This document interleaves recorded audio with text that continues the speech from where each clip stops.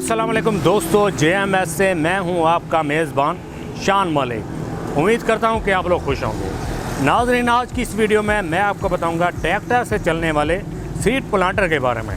लेकिन उससे पहले जिन दोस्तों ने अभी तक हमारे चैनल को सब्सक्राइब नहीं किया, वो सबसे पहले हमारे चैनल को सब्सक्राइब करें, नीचे बेल आइकन को क्लिक करें ताकि हमारी ऐसी हर नई आने वाली वीडियो आप तक बर वक्त पहुँच सके।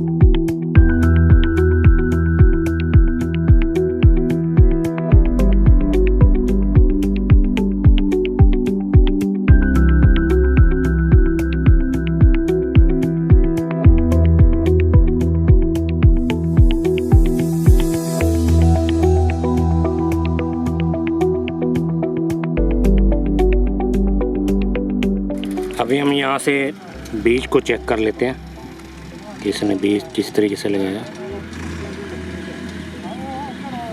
आप देख सकते हैं ये एक एक दाना लगाया इसने।